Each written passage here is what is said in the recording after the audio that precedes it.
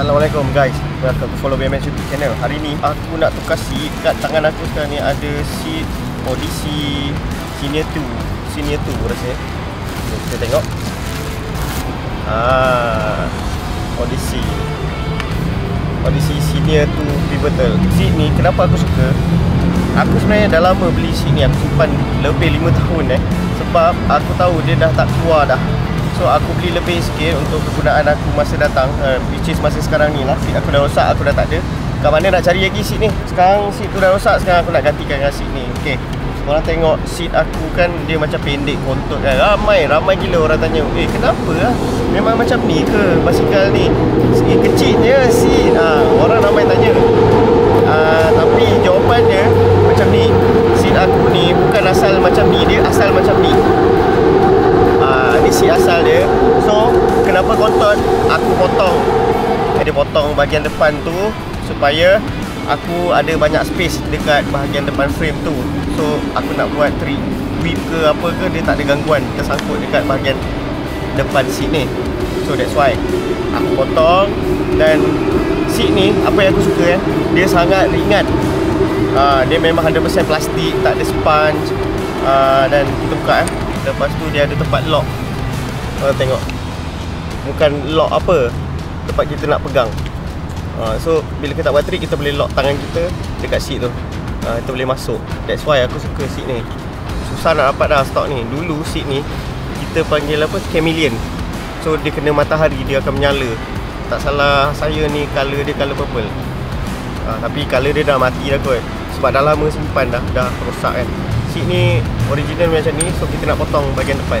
Jom kita buka dulu seat lama.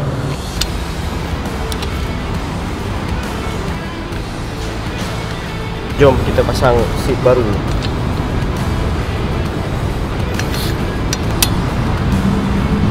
Kita ketat apa lagi, kita sunat lah tu lah. Terus kita sunat lah seat ni terus kan. Sini lah kita buat tanda tu.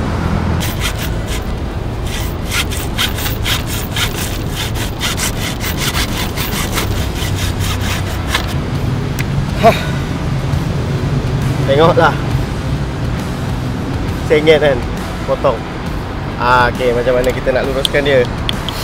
Sebab tu kita kena beli files tu. Benda ni okay dia, bagi dia cun-cun.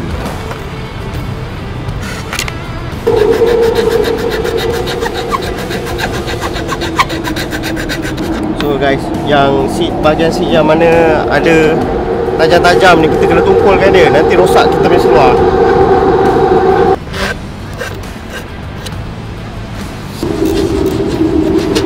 Bagi rata.